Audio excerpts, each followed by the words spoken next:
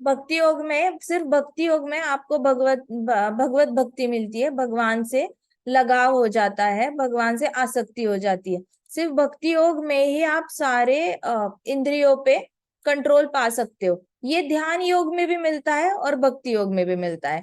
फिर अनासक्ति जो होती है, दुनिया से अनासक्ति, ये हमें ध्यान योग में भी मिलती है और भक्ति योग में भी मिलती है। कंप्लीट नॉलेज, थोड़ा बहुत नॉलेज जो होता है वो ज्ञान योग में मिलता है, लेकिन कंप्लीट नॉलेज जो होता है वो भक्ति योग में मिलता है।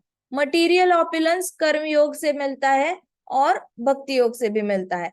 मिस्टिक पावर्स जो होती है वो भी आपको ध्यान योग से मिलती है, लेकिन भक्ति योग में भी मिलती है। तो आप देखोगे यहाँ पे जो है मास्टर ऑफ सेंसेस, डिटैचमेंट और पावर्स, मिस्टिक पावर्स, ये तीन चीजें आपको ध्यान योग से मिल जाएगी।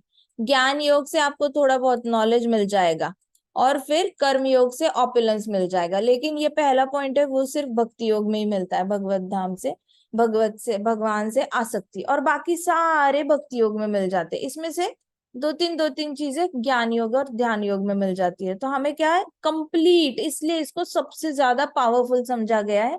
इससे ज्यादा पावरफुल योग आपको कहीं नहीं मिलेगा।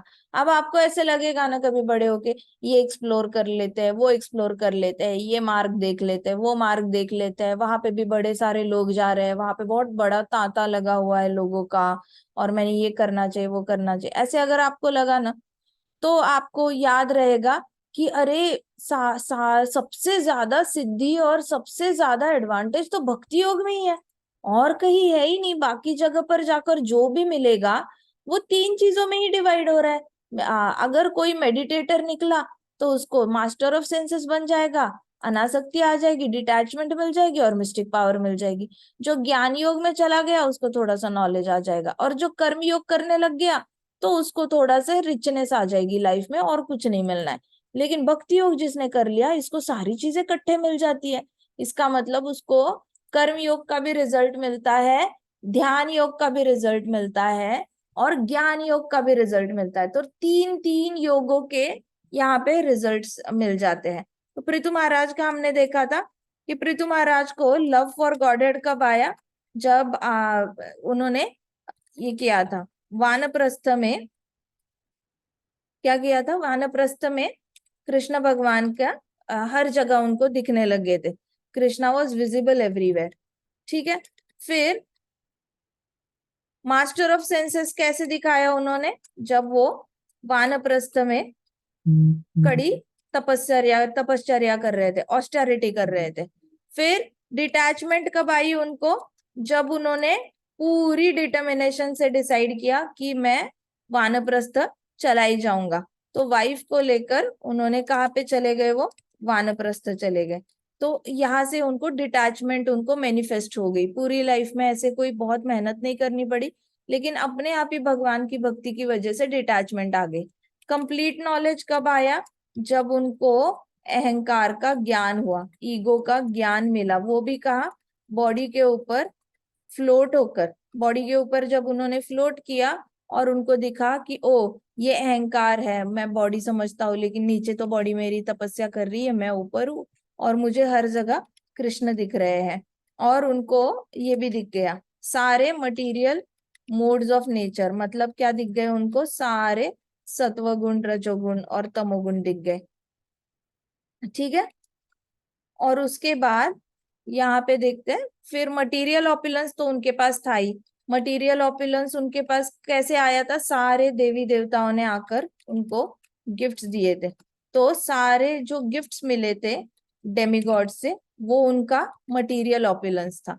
और फिर मिस्टिक पावर कब पता चल गई पृथु महाराज के पास मिस्टिक पावर आई थी, जब पृथु महाराज ने क्या किया, पृथु महाराज ने प्राणवायु था ना, प्राणवायु कहाँ से निकाला उन्होंने, कहाँ से निकाला,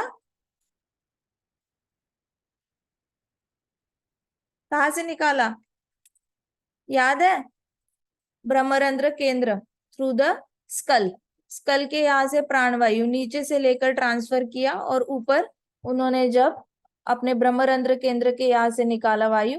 तो देखो ये सारे पॉइंट्स जो है ये पृथु महाराज की लाइफ में एक्चुअल में हुए हैं, और पृथु महाराज कौन है?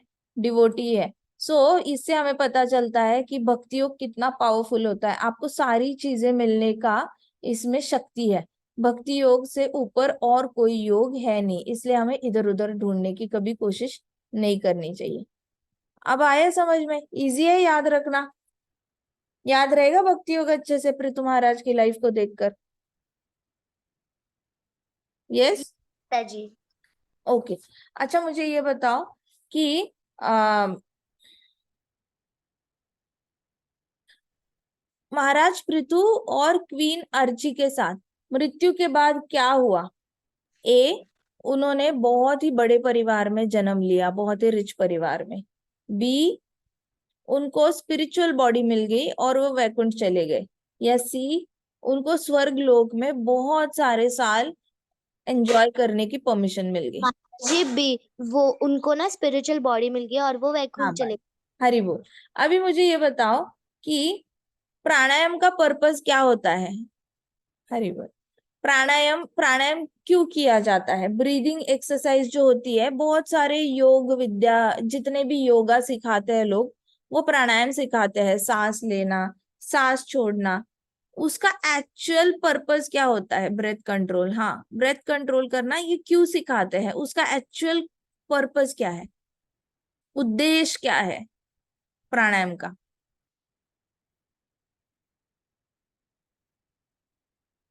अच्छा मैं ऑप्शंस देती हूँ। ए, स्ट्रॉन्ग एंड फिट रहने के लिए। बी, अपनी सारी इच्छाएं पूरी करने के लिए, जो भी मन में अपूरी इच्छाएं हैं उस इच्छाओं को संपूर्ण करने के लिए। या फिर सी, जो भी मेहनत कर रहे हैं उसकी फल प्राप्ति करने के लिए। या माता जी फिर आई डी, थिंक अपने इंद्रियों पे कंट्रोल पाने के लिए। जी डी, अपने इंद्रियों पे कंट्रोल पाने के लिए। सही बात है। तो ओरिजिनल जो उद्देश्य है प्राणायाम का वो तो यही है कि अपने इंद्रियों पे कंट्रोल पाओ। लेकिन कलयुग में किस लिए यूज किया जा रहा है प्राणायाम और योगा? ए, माता बी जी। और सी के लिए यूज किया जा रहा है, हाँ ना? काफी यस सारे माता। लोग स्ट्रांग और फिट रहने के लिए योगा करते हैं, प्राणायाम भी स्ट्रांग और फिट रहने के लिए करते हैं। बी में क्या कहा था मैंने? कि कई सारे लोग क्या कर रहे हैं? ब्रीदिंग, अपनी इच्छाएं, जो सपना होता है वो पूरा करने के लिए वापस अपनी सांस को कंट्रोल करके अलग अलग तरीके से यूज करके अपने सपने पूरे करने के लिए कोशिश कर रहे हैं। तीसरा, कई सारे लोग ये प्राणायाम और योग विद्या जो उन्होंने ऑलरेडी मेहनत की है उसकी फल प्राप्ति करने के लिए कर रहे हैं। लेकिन एक्चुअल उद्देश्य क्या है? अपने इंद्रियों का मास्टर बनना, है ना? तो इंद्रियों का मास्टर बनने के लिए प्राणायाम करना चाहिए, ना कि पहले तीन, ए और बी और सी। लेकिन बहुत गलत है। हरे कृष्णा। तो ये बहुत गलत है, लोग जिस तरीके से योग का ये कर रहे हैं, बहुत ही बेसिक लेवल। ये तो ऐसे हुआ राजा ने हमें, किसी किंग ने हमें सोने के कॉइन्स पकड़ा दिए और हम जा रहे हैं किसी लोहे की दुकान में, सोने का कॉइन दे रहे और बोल रहे ये लो सोने का कॉइन और मुझे थोड़ा सा लोहा दे दो। तो हम बहुत बेसिक लेवल पे ट्रेड कर रहे हैं, जहाँ पे हमने नहीं करना चाहिए, क्योंकि बहुत ही टेम्परेरी चीजें मांगी जा रही है योग विद्या करने से। इससे कुछ परमानेंट हासिल तो हो नहीं रहा है। ठीक है। अच्छा मुझे ये बताओ, रियल ज्ञान क्या होता है? रियल ज्ञान, और ये रियल ज्ञान होता क्या है और वो इंक्रीज कैसे करना चाहिए, बढ़ाना कैसे चाहिए, ये बताओ मुझे।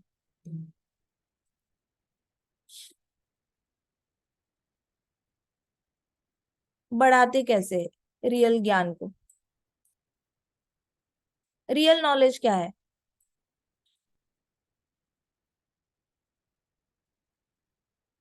What is real knowledge? High thinking question है थोड़ा सा, ये हमने लिया नहीं है कहानी में, लेकिन आपको थोड़ा सा इसे सर खुजलाना पड़ेगा और सोचना पड़ेगा। रियल नॉलेज होता क्या है?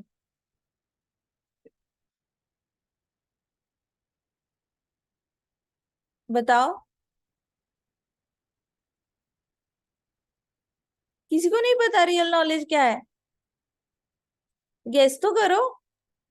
माता जी रियल नॉलेज कृष्णा की भक्ति। भक्ति रियल या नॉलेज। फिर माताजी भागवत और अरे पृथु महाराज का भागवतम एग्जाम्पल और लो ना, भगवत पृथु गीता। महाराज, पृथु महाराज की स्टोरी हमने पढ़ी है ना, पढ़ी है यस ना, माता। पृथु महाराज को कंप्लीट हाँ नॉलेज आ माताजी। गया। कौन सा नॉलेज आ गया था पृथु महाराज को? माताजी पृथु महाराज को सभी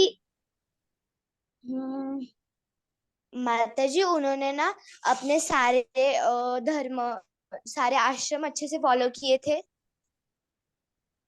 रियल और नॉलेज। माताजी वो ना माताजी मतलब वो ना भक्ति भी करते थे, पर साथ साथ ना उनके जो कर्तव्य थे वो भी फॉलो करते हाँ थे।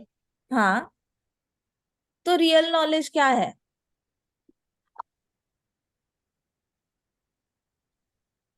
माताजी रियल नॉलेज, उन्होंने वर्णाश्रम अच्छे से फॉलो किया था। माताजी रियल नॉलेज है वो अपनी लाइफ के बाद का नॉलेज जो हमको नहीं पता। हाँ ये सच है। पृथु महाराज को रियल नॉलेज कब आया, रियल ज्ञान कब आया?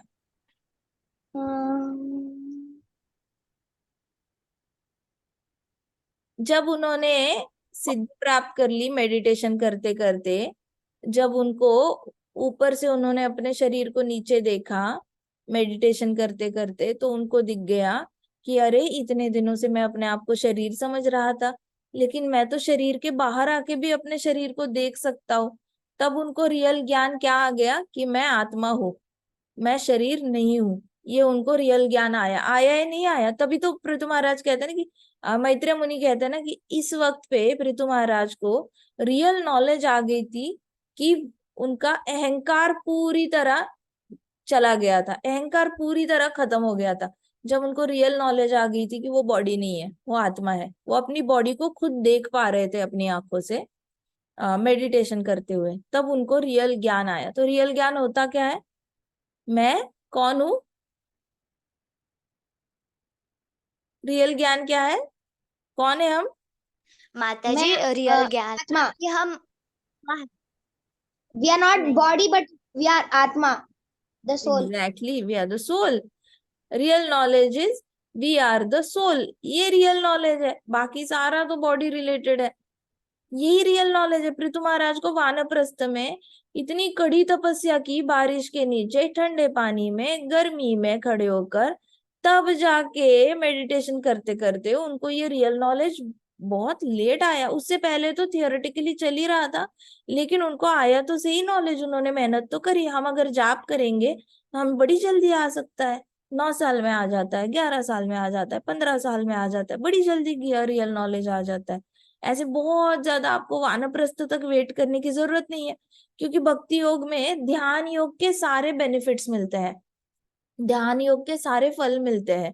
तो आप अगर जाप सिंसियरली करोगे, आपको भी जल्दी ज्ञान आ जाएगा कि आप आत्मा हो और आपका शरीर अलग है और आप अलग हो। इसका ज्ञान आपको बहुत ही सरलता से आएगा। सारा गुह्य सारी तो सब कुछ तो सिद्धियां तो जाप में रखी हुई है। तो जाप बड़े सिंसियरली करना, ताकि रियल ज्ञान आपको भी आ जाए। रियल ज्ञान आने का एक ही तरीका है, जाप करना, और तो कुछ है नहीं, क्योंकि जाप भी एक तपस्या है। आप बैठोगे, माला हाथ में लोगे, जाप करोगे, तब जाके आपको, और फिर चलने चलते फिरते जाप नहीं करना, ऐसा टाइम पास नहीं करना। चलते फिरते कौन करता है?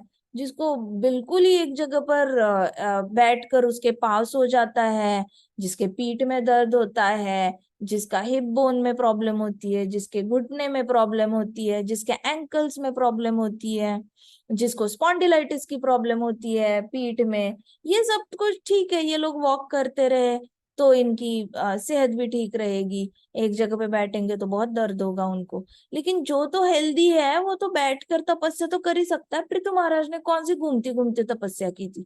एक जगह पे बैठे ही थे ना, उन्होंने तो घूमते हुए ना। ध्रुव महाराज, ध्रुव महाराज तो एक पाव पे खड़े होके तपस्या करी थी।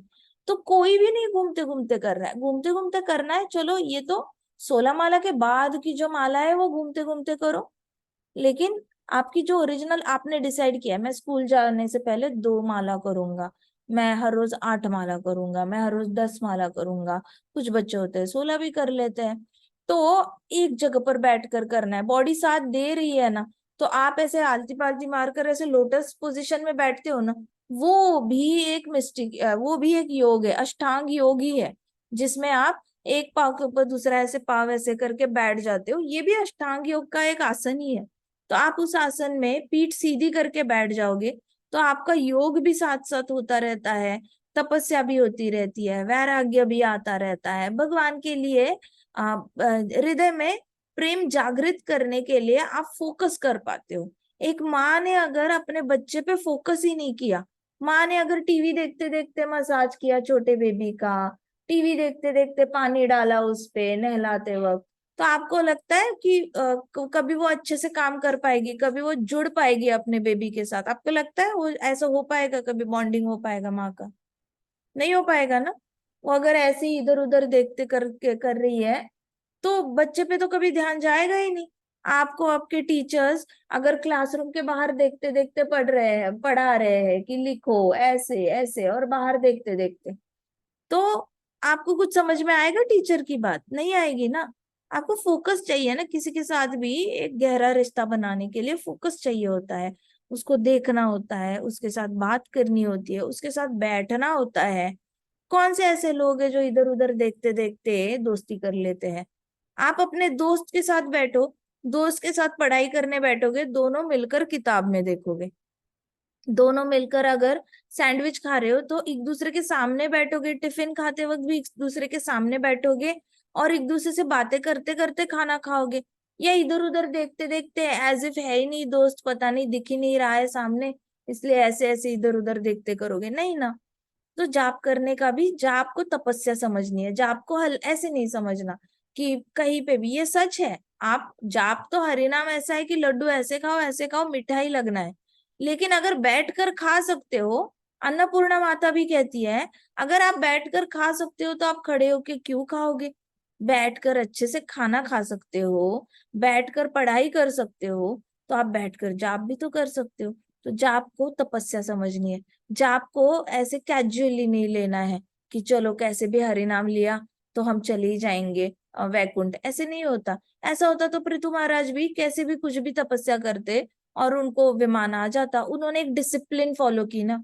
जिसकी लाइफ में डिसिप्लिन होती है उसी की लाइफ में सक्सेस आती है, कामयाबी आती है।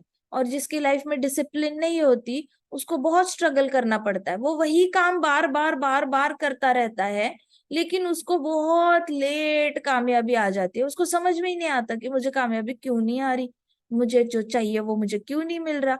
डिसिप्लिन में सारा सक्सेस छुपा हुआ है। भक्ति योग का भी डिसिप्लिन में ही सक्सेस छुपा हुआ है। डिसिप्लिन चाहिए। तो रियल ज्ञान कब आता है? एक जगह पर बैठो, जाप करो, तब जाके आपको पता चलेगा आप अलग हो, बॉडी अलग है। चलते ही रहोगे तो बॉडी से ही चलोगे, बॉडी से ही बातें करोगे, बॉडी से ही इधर उधर देखोगे, तो बॉडी को तो यूज ही कर रहे हो ना कंटिन्यूअसली अलग अलग चीजों के लिए। तो ये कब आपको रियलाइजेशन आएगी कि आप बॉडी नहीं हो? आपको रियलाइजेशन आना बनता है, उसके लिए एक जगह पर बैठकर जाप करो। हिलो मत जगह से इधर उधर, आंखें टाइटली बंद करना और जाप करना। अब सिर्फ अपनी आवाज से हरि नाम सुनना, अपनी आवाज कान में जानी चाहिए, अपनी आवाज कान में जानी चाहिए, इतनी ही मूवमेंट होनी चाहिए, बाकी कोई मूवमेंट नहीं होनी चाहिए। भक्ति सिद्धांत सरस्वती महाराज को याद करना, हो सके तो उनका फोटो सामने रखना। भक्ति सिद्धांत सरस्वती महाराज जगह से उठते नहीं थे। वो इतने सीरियसली भक्ति करते थे ना कि उनपे भगवान हमेशा प्रसन्न रहते थे। उनके अंदर 10,000 जाप करने की शक्ति आ गई थी। उन्होंने बहुत जल्दी जल्दी 3-3 PhD डिग्री ले ली। उनके पास कहाँ से आया ये ज्ञान? कृष्णा ने ही तो दिया। तो ऐसे मत समझना कभी कि मैं एक जगह पे बैठकर मुझे नींद आ जाती है। ये सारी सोच से बाहर आ जाना। जितना ज्यादा ऐसी बातें सोचोगे उतना ज्यादा जाप अफेक्ट होगा। तो तपस्या के पृथु महाराज को याद करना। पृथु महाराज ठंडे पानी में बैठ के भी एक जगह बैठकर जाप करते थे, एक जगह बैठकर। भक्ति सिद्धांत सरस्वती महाराज एक जगह पे बैठ के जाप करते थे। ऐसे रोल मॉडल अपने सामने लाओ और एक जगह उठना नहीं। मैं एक डिवोटी को जानती हूँ का, तो वो 16 माला के लिए एक जगह पे बैठते हैं। अगर बीच में गलती से भी उठना पड़ा, कुछ काम से या कुछ भी हो गया, डिस्टर्ब हो गया, ऑफिस का फोन बजे जा रहा है बजे जा रहा है बजे जा रहा है, अब उठाना अनिवार्य है, ऑप्शन ही नहीं है उनके पास, उठाना तो पड़ेगा ही। तो अगर उनको ऑफिस का फोन भी उठाना पड़ा या फिर उनके मम्मी पापा ने बोल दिया कि ये करना है, वो करना है, अर्जेंट है, तुम्हारा छोटा भाई बीमार पड़ गया, हॉस्पिटल लेके जाना है, ऐसे वैसे ऐसे कुछ अर्जेंसी आ गई, उन्होंने क्या करना, वो जाप वहीं पे रोक देना, वापस जीरो से वापस पहली माला से लेके 16 माला तक वापस करने बैठना। अब 15वीं माला तक आकर भी उनको उठना पड़ा होगा ना, तो भी वो वापस पहली माला से 16 माला तक वापस जाप शुरू करेंगे, एक जगह पर बैठकर 16 माला खत्म करेंगे, वो उठेंगे नहीं जगह से। मैंने उनके अंदर ये बदलाव इतने सालों बाद देखा है। उन्होंने 18 बार भागवतम पढ़ी, 18 बार भागवतम पढ़ने के बाद उनके अंदर मैंने ये बदलाव देखा है कि वो एक जगह पर बैठकर जाप करने लगे हैं। अब वो कॉम्प्रोमाइज नहीं करते तपस्या पर। जब हमें एक सक्सेसफुल डिवोटी से पता है कि 18 बार भागवतम पढ़ने के बाद अगर किसी को ये रियलाइजेशन आ गई है कि एक जगह पर बैठकर जाप करने में ही भलाई है, तो हम वो सक्सेस क्यों ना अपनाएं। हम क्यों ना उनसे सीखे, बड़े बड़े भक्तों से, जिन्होंने इतनी ज्यादा तपश्चर्या करने के बाद उन्होंने ये फॉर्मूला अप्लाई कर रहे हैं। तो हमने अगर अभी से शुरू किया तो हमारा पैरेलली वही हमें रियल ज्ञान जल्दी नहीं आ जाएगा कि हम आत्मा है। वैसे तो हम बड़े ऐसे सट्टे मारते रहते हैं लोग, हम आत्मा है शरीर नहीं है, आत्मा है शरीर नहीं है। बस 2 मिनट लगते हैं किसी ने आके उनके बॉडी पे कमेंट करने के लिए, रोने लग जाते हैं, गुस्सा करने लग जाते हैं, थप्पड़ मारने का मन करता है, बहुत ज्यादा अंदर से अपने आप को ही ब्लेम करते हैं, अंदर से जलन महसूस होती है छाती में, पेट में, और पसीने छूट जाते हैं। इतना तकलीफ तो होती है उनको। उनको एक बार कोई गलत बोल के देख ले, बड़ी तकलीफें होती है उनको। इसका मतलब उनको रियल ज्ञान तो अभी तक आया ही नहीं कि वो आत्मा है शरीर नहीं है। तो रियल ज्ञान आने के लिए एक जगह पे ठहराव आना जरूरी है, बैठो फिर तुम महाराज से सीखो, ठीक है। तो रियल ज्ञान means understanding that you are soul and not this body. Plus उससे भी हाइयर लेवल का ज्ञान क्या है, चैतन्य महाप्रभु कहते हैं ये हाइयर लेवल का ज्ञान है। रियल ज्ञान means understanding that I am the servant of Lord. बोलो, रियल ज्ञान मीन्स, रियल ज्ञान मीन्स से रियल ज्ञान means understanding understanding that that that I am I am eternal eternal eternal servant servant of the Lord. servant of the Lord. Real of the ज्ञान Lord. means Real Gyan means The real I Gyan am is the understanding. eternal servant of the Lord. शाबाश। understanding. I am the I am the eternal eternal servant servant of the Lord. of the Lord. I am I am eternal servant of the Lord. eternal servant Eternal of the servant Lord. of the Lord. तो ये real ज्ञान कब मिलेगा? By sitting at one place and chanting your rounds. ठीक है। आप देखते होगे आसपास, एज इट इज कॉपी मत करो। आपने तो कॉपी नहीं करना है, बाकियों को करना, जैसे जाप करना है करो, आप कॉपी मत करो। आप एक जगह, आपको कॉपी करना है भक्ति सिद्धांत सरस्वती महाराज को कॉपी करो, आपको कॉपी करना है शुद्ध भक्तों को कॉपी करो, और महान महान आचार्यों को कॉपी करो, पृथु महाराज को कॉपी करो जिन्होंने एक जगह पर बैठकर तपश्चर्या की है, ध्रुव महाराज को कॉपी करो। लेकिन अपना जाप ऐसे कैजुअली मत लो, चलते चलते आंखें खोल कर जाप मत करो। कैसे करना है जाप? By closing your eyes. कैसे करना है जाप? Sitting at one place and chanting your rounds by closing your eyes. आई बात समझ में? आंखें बंद करना, अननेसेसरी इधर उधर की चीजें अपने आंखों में मत डालना, ठीक है। Got it? जिसने नहीं लिखा वो लिख लो। अच्छा ये बताओ कि ये ज्ञान इंक्रीज कैसे कर सकते हैं? अब तो हमें पता चल गया रियल ज्ञान क्या है, इसको इंक्रीज कैसे करना है, बढ़ाना कैसे है?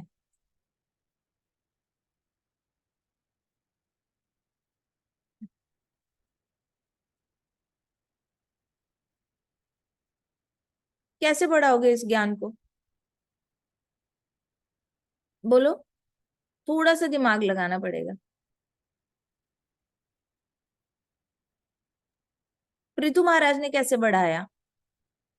पृथु महाराज को जब पता चला वो आत्मा है, शरीर नहीं है, तो उन्होंने अपना ज्ञान कैसे बढ़ाया, क्या किया उन्होंने फिर? माता जी पहले तो उन्होंने ये रियलाइजेशन लाई आवाज नहीं आ रही, जोर से बोलना। कि वो शरीर है माता जी अभी आ रही है। हाँ, अभी आ रही है। माता जी पहले तो उन्हें ये रियलाइज हुआ कि वो शरीर नहीं आत्मा है, और फिर बाद में उन्होंने बाकी जीवात्माओं को भी एज अ आत्मा देखना शुरू किया, ना ना कि उनके बॉडी को लेकर के।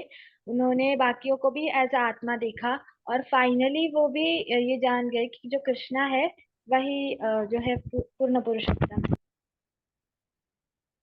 शाबाश। जब उनको आत्मा का ज्ञान हुआ तो उन्होंने क्या किया, अपने आप को बॉडी समझना बंद किया, और फिर उनको ये रियलाइजेशन हुई कि मैं वापस अभी कभी भी ज्ञान योग और हठ योग जो है वो फॉलो नहीं कर पाऊंगा, ध्यान योग मैं कभी फॉलो नहीं कर पाऊंगा। तो उन्होंने अपना ज्ञान कैसे बढ़ाया, फिर उन्होंने कृष्ण भगवान के, जब उनको हर जगह कृष्ण भगवान दिखने लग गए, तो उन्होंने कृष्ण भगवान पे मेडिटेशन करते करते प्राणवायु उन्होंने ऊपर ट्रांसफर किया। तो उन्होंने एग्जैक्टली ज्ञान कैसे बढ़ाया? By seeing Krishna everywhere. कैसे बढ़ाया रियल ज्ञान? By by seeing Krishna, Krishna everywhere. By seeing Krishna everywhere. जब वो बॉडी के ऊपर फ्लोट कर रहे थे, उनको कृष्ण भगवान हर जगह दिखने लग गए, अणु अणु में, छोटे छोटे कण कण में कृष्णा दिख गए, और ब्रह्मांड के बाहर भी कृष्णा दिख गए, ब्रह्मांड के अंदर भी कृष्णा दिखने लग गए। तो by seeing Krishna everywhere you can increase the real gyan. बोलो, by seeing Krishna everywhere by seeing Krishna everywhere you can, you can, by seeing Krishna everywhere you can increase the real ज्ञान।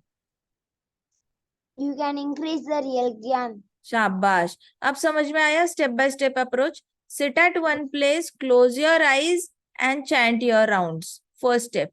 Second step, realize the real ज्ञान that you are the servant of the Lord. Third step, see Krishna everywhere. आई बात समझ में? याद रहेंगे 3 steps? क्या है first step? First step क्या है? Close in your eyes, हाँ sit in one place and chant your rounds. हाँ। Second step, Second step, realize realize that you are the you are, eternal servant of the Lord. हाँ, you are eternal servant of Lord. शाबाश। You are soul, realize that you are soul. एक minute मैं लिखती हूँ, आप भी लिखो, ठीक है? मैं चाहती हूँ आप ये नोट्स बनाओ, बहुत अच्छा चैप्टर है ये अगर मिस आउट हो गया ना तो वापस आपको ये नोट्स बनाने के लिए ये नहीं मिलेगी, चांस नहीं मिलेगा। तो realise that you are soul and eternal servant of the lord. फिर तीसरे स्टेप पे क्या है? तीसरे स्टेप पे क्या है? First is sitting at one place, chanting your rounds, close. माता जी सीइंग कृष्णा एवरीवेयर। शाबाश। Second is realize you are soul and eternal servant of Lord. Third is seeing Krishna everywhere. इससे क्या होता है? Increase the real ज्ञान। ठीक है? तो हमें अगर ऐसे लग रहा है किसी को मिसअंडरस्टैंडिंग हो गई होगी, बहुत ज्यादा बुक्स पढ़ के रियल ज्ञान बढ़ता है, तो ना ना ना, कृष्णा को हर जगह देखकर रियल ज्ञान बढ़ता है। अब कृष्णा को एवरीवेयर कैसे देखना है? कैसे देखना है? By reading Mata ji by meditate. Srimad Bhagavatam daily. अगर श्रीमद् भागवतम हम हर रोज पढ़ेंगे नहीं, या हरि कथा हर रोज सुनेंगे नहीं, तो हम कृष्ण को हर जगह देख पाएंगे क्या? नहीं माता जी। हाँ, याद भी आएगी कृष्ण नहीं माता की जी। में? नहीं आएगी ना। तो बाय लिसनिंग टू हरि कथा डेली, पहले तो डेली शुरू करो, फिर तीनों प्रहर शुरू करो, सुबह दोपहर शाम, उसके बाद हर घड़ी शुरू करो। ऐसे करके आपने कंटिन्यूअस हरि कथा का श्रवणम या पढ़ना, इसलिए कहते हैं कि भागवतम आप दिन भर पढ़ सकते हो, सुनने के लिए शायद आपको 1-2 घंटे मिल जाए पूरा दिन। और कभी कभी कार्तिक में आपको चांस मिला, वृंदावन जाओगे तो 7-8 दिन लगातार सुन लेना। कभी अगर चित्रकूट जाओगे, अयोध्या जाओगे, तो 7-8 दिन 10 दिन लगाकर रामायण पूरी तरह सुबह से लेकर रात तक, सुबह से लेकर रात तक होते हैं बताने वाले रामायण, रामायण पूरी सुनना। लेकिन ऐसे करके हर घड़ी आप एक्सपीरियंस ले लो कि हर घड़ी कृष्ण के बारे में सुनने में कितना आनंद आता है। जब तक आप सुनोगे नहीं ना, एटलीस्ट दिन के 8 घंटे नहीं डालते सुनने में, तब तक आपको पता ही नहीं कि आप कौन से आनंद से वंचित रह रहे हो। ठीक है, so you don't know what you are missing until you start you unless you until you experience it, कहा जाता है। जैसे कुछ लोग अमेरिका जाते हैं और फिर वापस इंडिया आते हैं तो कहते हैं कि ओ पता ही नहीं था कि कंट्री इतनी सुंदर हो सकती है, साफ हो सकती है, अब अच्छा नहीं लग रहा। तो उनको पता ही नहीं था कि साफ कंट्री कैसे दिखती है, या फिर वहां पे रहना का एक्सपीरियंस कैसे होता है। तो कुछ लोग वृंदावन जाते हैं, उनको लगता है कि अरे पता ही नहीं था कि दिन भर ऑफिस का काम बिना किए भी, बिना टेंशन के पूरी तरह कृष्ण भक्ति में ओतप्रोत होना क्या होता है, वो वृंदावन जाके। तो unless you experience it you don't know what you are going to miss. तो एक्सपीरियंस करने के लिए अभी जब भी मौका मिलेगा 7-8 दिन लगाकर, 10-10 12 घंटे लगाकर हरि कथा सुन लेना लगातार। कभी श्रीमद् भागवतम सुनने के लिए ढूंढना और सुनना पूरी तरह 8 घंटे 10 घंटे सुनते रहना एक जगह पर बैठकर सुनना। लेकिन ये नहीं कि काम करते करते कान में ईयरफोन्स डाले हैं और सुन रहे हो, या फिर ड्राइंग करते करते साइड में आपका यूट्यूब चैनल चल रहा है और सुन रहे हो। नहीं, सुनने के लिए बैठते हो ना। पुराने जमाने में रामायण जब लगती थी टीवी पर, तो सब लोग इकट्ठे आकर शांति से बैठते थे, नाश्ता भी नहीं करते थे, अपने चप्पल जूते बाहर निकालते थे, पांव फैला के भी नहीं बैठते थे रामायण के सामने, पालती पालती मारकर अच्छे से कायदे से ढंग से बैठते थे। चाय वाय भी नहीं दी जाती थी किसी को, मानो साक्षात श्री राम जी घर में आ रहे ऐसे ट्रीट करके सब लोग इतने रिस्पेक्ट से बैठते थे कि ऐसे पूरी तरह रामायण में राममय हो जाते थे, पूरी तरह उनके रोम रोम में राम और सीता बसती थी। तो इतनी पवित्रता उन्होंने उसमें भी लाई थी। तो पवित्रता अगर अपने अंदर लानी है तो पवित्रता से ही अप्रोच करना पड़ेगा भागवतम श्रवण को। जैसे आप मंदिर में बैठते हो, शांति से बैठते हो, 4 चीजें नहीं करते, वैसे अगर आप 8-10 घंटे 12 घंटे एक जगह पर, जैसे परीक्षित महाराज ने एक जगह पर बैठकर भागवतम सुनी थी, उन्होंने तो 24 घंटे सुनी थी, 7 दिन के लिए, हर रोज दिन रात। उन्होंने, वो तो सोए भी नहीं थे, खाए भी नहीं था, पानी भी नहीं पिया था उन्होंने। तो हम तो सिर्फ सोच रहे हैं कि 8 घंटे ही लगाएंगे दिन के। तो इस कार्तिक में अगर आपको चांस मिला तो मॉर्निंग 8 to इवनिंग 6 बैठ कर देखना, कभी मॉर्निंग 9 to इवनिंग 5 बैठ कर देखना। लेकिन ऐसे कंटिन्यूअस श्रीमद् भागवतम सुनना, हरि कथा सुनना, उससे क्या होगा, आपको एक्सपीरियंस आ जाएगा कि इसमें जो आनंद है वो आनंद मुझे पहले कभी इतना आनंद नहीं मिला। इसका मतलब अगर मैं इतना आनंद है हरि कथा में, भागवतम सुनने में, जिसकी वजह से मैं 24 घंटे कृष्ण भगवान को याद रख पाता हूँ, तब आपके पास ये तीसरा पॉइंट आ जाएगा, सीइंग कृष्णा एवरीवेयर। तब आप कृष्ण भगवान को हर जगह देखना शुरू करोगे। नहीं तो ये अचीव करना थोड़ा सा मुश्किल है। अच्छा, जो तो नहीं सुन सकता 8 घंटे 10 घंटे, जिसके पास बैठने का स्टेमिना नहीं है, या फिर ऑप्शन अवेलेबल नहीं है, जा नहीं सकता कहीं पे, ट्रैवल नहीं कर सकता, उसने क्या करना है, रीड करना है। फिर अपने ही घर में बैठ जाओ, छुट्टियां लग जाएंगी, आपकी समर वेकेशंस आती है, छुट्टी लग जाती है, तो बैठो 8 घंटे बैठकर श्रीमद् भागवतम पढ़ो। इतना ज्यादा कंटिन्यूअसली पढ़ो ना, और कुछ नहीं करना, बस हाथ में भागवतम लेना और पढ़ना। इससे क्या होगा, आप कृष्ण भगवान को हर जगह देखने लग जाओगे। ये फैक्ट है, बहुत सारे भक्तों को इसका अनुभव आया है। लेकिन if you want this then you do all these 3 steps. ठीक है, रियल ज्ञान जो होता है एक जगह पर बैठकर आंखें बंद करके जाप करने से मिलता है। रियल ज्ञान होता है कि मैं कृष्ण भगवान का नित्य दास हूँ। और फिर वो रियल ज्ञान बढ़ता है तो कंटिन्यूअस भागवतम या हरिकथा का श्रवण करने से बढ़ता है। आई बात समझ में? लिख लिया ये पॉइंट्स? यस माता जी। Very good. अब मुझे बताओ, पृथु महाराज प्रभु कैसे बने? पृथु महाराज को ऐसे क्यों बोला गया, प्रभु की तरह इन्होंने शरीर छोड़ा?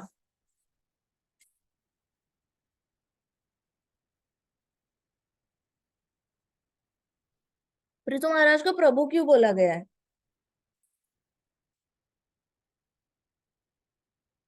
बताओ, प्रभु का मतलब क्या होता है?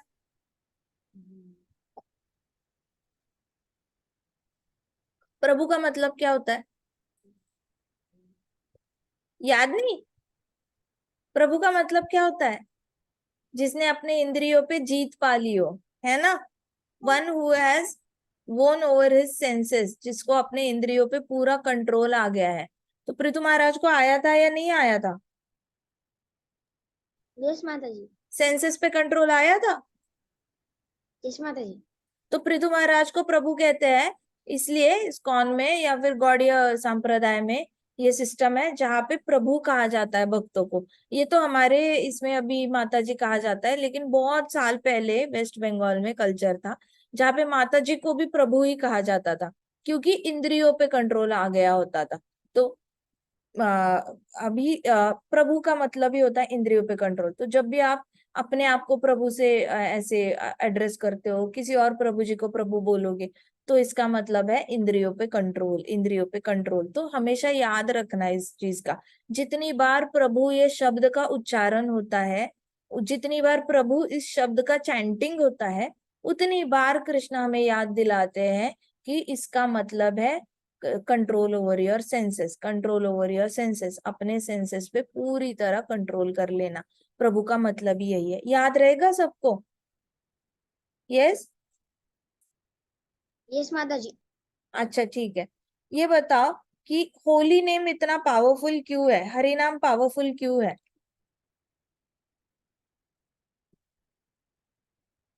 हरि नाम पावरफुल क्यों है? मैं तो मेडिटेशन करूँ तो भी मुझे सब कुछ मिल सकता है, फिर हरि नाम क्यों पावरफुल है? माता जी, क्योंकि जो हरिनाम है उसमें कृष्णा की जो है पूरी शक्ति है।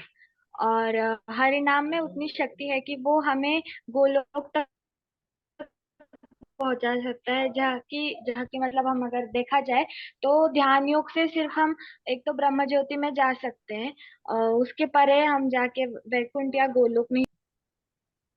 शाबाश। वैकुंठ माता जी, गोलोक जाने की शक्ति किसमें है? सिर्फ हरि नाम में है। और बताओ मुझे, हरि नाम माता को जी, इतना पावरफुल क्यों है? हरे कृष्णा महामंत्र is actually Krishna. If we are telling the Krishna's name, so Krishna is hearing us and coming near us. Exactly, exactly. He is, whenever we are telling Hare Krishna Mahamantra, Krishna sees that we are telling the mantra and he comes near us. जय हरि बोल, हरि बोल। Hare very Krishna. Good. Krishna भगवान actual में हरि नाम में और कृष्ण में कोई भी अंतर नहीं है, नाम और नामी में कोई अंतर नहीं है। There is no difference between Krishna and Krishna's name. तो कृष्णा कम्स नियर। और बताओ होली नेम पावरफुल क्यों है? एक तो जुई ने बता दिया कि बाकी सारे योग जो होते हैं वो ब्रह्म ज्योति तक लेकर जा सकते हैं मैक्सिमम। हरि नाम ही है जो वैकुंठ गोलोक लेकर जाता है। फिर आपका नाम क्या है बेटा, आपने जो बताया? माता जी, मेरा नाम आरव है। आरव। सो आरव ने बताया कि नाम और नामी में कोई अंतर नहीं है, इसलिए होली नेम बहुत पावरफुल है। और बताओ मुझे, होली नेम पावरफुल क्यों है?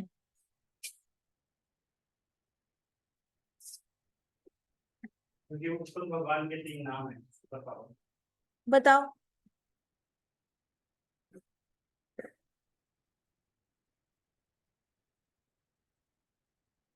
क्योंकि वो कृष्णा और रीजन बताना। ओरिजिनल नेम है कृष्णा। माता जी, माता जी, अगर हम कृष्णा का नाम लेते हैं तो उससे राधा रानी प्रसन्न होती है, और फिर राधा रानी प्रसन्न होने के बाद हमें सेवा प्रदान करती है। हाँ, ये भी सच है, राधा रानी प्रसन्न हो जाती है।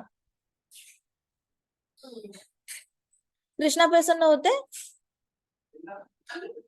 हरे कृष्णा महामंत्र में कृष्णा प्रसन्न कहाँ होते हैं? कौन से शब्द पे प्रसन्न होते हैं? माता जी, हरे, क्योंकि हरे जो है राधा रानी। क्या? माता जी, जो हरे वर्ड है उसका हरे मीनिंग बोलते ही राधा कौन रानी। प्रसन्न होता है? राधा राणीचं नाम घेतल्यावर राधा। अच्छा, हरे बोलते ही कौन प्रसन्न होता है? कृष्ण। कृष्ण प्रसन्न होते हैं। ओके। और कृष्ण बोलते ही कौन प्रसन्न होता है? राधा राधा रानी। रानी। अच्छा, राम बोलते ही कौन प्रसन्न होता है? सीता माता। कृष्णा ही प्रसन्न हो जाते हैं। शाबाश। तो हरे कृष्ण महामंत्र में कृष्णा और राधा रानी दोनों इक्वली प्रसन्न हो जाते हैं, इसलिए हरे कृष्णा महामंत्र सबसे ज्यादा पावरफुल समझा जाता है। बाकी जितने भी महामंत्र है, जैसे कई सारे लोग अलग अलग कृष्ण के मंत्र लेकर आते हैं, एक सांप्रदाय तो है, मतलब हमारा नहीं है, वैष्णव सांप्रदाय नहीं है, ऐसी निराकार सांप्रदाय है।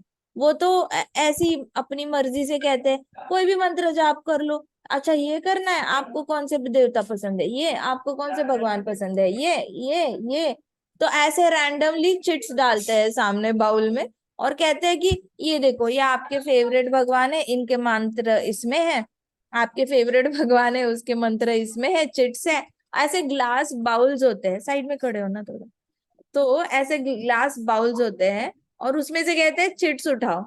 चिट्स उठाते हैं तो उनको कहते हैं देखो गुरु महाराज की इच्छा है कि आपने ये मंत्र जाप करना चाहिए, ऐसे करके उनके सामने अलग अलग आ जाते हैं। तो कई सारे मंत्र है कृष्ण भगवान के भी, श्री कृष्ण शरणम मम और देवकी वासुदेवाय, ऐसे करके बहुत सारे हैं। लेकिन सारे कृष्ण भगवान के जितने भी मंत्र हैं उसमें भी सबसे ज्यादा पावरफुल मंत्र हरे कृष्णा महामंत्र ही है। ठीक है। सो हरि नाम is considered as very powerful. First, बहुत सारे कारण है उसमें, तो हरि नाम चिंतामणि का पूरा बुक ही लिखा हुआ है। लेकिन प्रभुपाद जो है हमारे इस चैप्टर में कहते हैं कि हरि नाम जो है, हरि नाम में एक मेवा हरि नाम में वो शक्ति है जिससे आपको सारे योग शक्ति प्राप्त हो जाती है, भगवान से निर्मल प्रेम जागृत हो जाता है और अनासक्ति आ जाती है भौतिक जगत से, भगवान के चरण कमलों से आसक्ति आ जाती है और निस्वार्थ भावना से भगवान की सेवा करने का मन करता है। तो भगवान से भगवान प्रसन्न होते हैं और हमें सेवा दे देते हैं। बाकी किसी भी आप मंत्र करोगे, जैसे वृषभानु जी थे, उन्होंने कात्यायनी का व्रत किया था बेटी प्राप्त करने के लिए, लेकिन उनको बेटी में हो नहीं रही थी। तो उसके बाद जब उन्होंने हरे कृष्णा महामंत्र का जाप किया, उसके बाद कात्यायनी देवी प्रसन्न होकर उनको बेटी प्रॉमिस करी थी उन्होंने। सो हरे कृष्ण हमारा हरि नाम होता है, हरि नाम में सारी इच्छाएं पूरी करने की शक्ति है, बाकी सारे नामों में इच्छाएं पूरी करने की शक्ति है नहीं। आपकी कितनी भी स्पिरिचुअल इच्छा हो, भौतिक इच्छा हो, बाकियों में इतनी शक्ति नहीं है जितनी हरि नाम में शक्ति होती है। ठीक है। प्रभुपाद भी कहते हैं कि हरि नाम जो है, हरि नाम जो जैसे ही लेने लग जाता है उसके अंदर का हृदय के सारे पाप मिटने लग जाते हैं। पिछले जन्मों में आपने जो पाप किए हैं, आपके पूर्वजों ने जो पाप किए हैं, कभी कभी क्या होता है कि हमारे दादाजी, दादाजी के दादाजी, दादाजी के दादाजी, उन लोगों ने भी जो पाप किए हैं उसके जो रिजल्ट्स होते हैं वो अभी जाकर उनके आगे की पीढ़ी को भुगतने के लिए आते हैं। इसलिए कहते हैं ना कि आप पितरों की पूजा करो, पितरों की पूजा करो। आपके घर में अगर कुछ अशांति हो रही है, कुछ प्रॉब्लम्स आ रहे हैं, बार बार किसी का एक्सीडेंट हो रहा है, बार बार परिवार का कोई ना कोई सदस्य बीमार रहता ही रहता है, बार बार काम होते होते रुक जाते हैं, तो नॉर्मली पंडित आके कहते हैं कि आप पितरों की पूजा करो, हो सकता है पितृलोक में सब लोग नाराज है। ऐसा नहीं होता। उन्होंने किए गए पापों का भी जो रिजल्ट होता है वो आगे की आने वाली पीढ़ी को भुगतना पड़ता है। और कभी कभी वो लोग एक्चुअल में भी नाराज होते हैं। वैसे तो हर साल अगर ये फैमिली पंडित के पास जा रही है, इसका मतलब ये लोग हर साल श्राद्ध तो करा ही रहे हैं, श्राद्ध में खाना प्रसादम जो है ऑफर कर रहे हैं पितृवासियों को। लेकिन फिर भी अगर वो नाराज है, फिर भी अगर घर में ऐसी कोई प्रॉब्लम आ रही है, इसका मतलब क्या होता है, उनके पाप उनको तंग कर रहे हैं।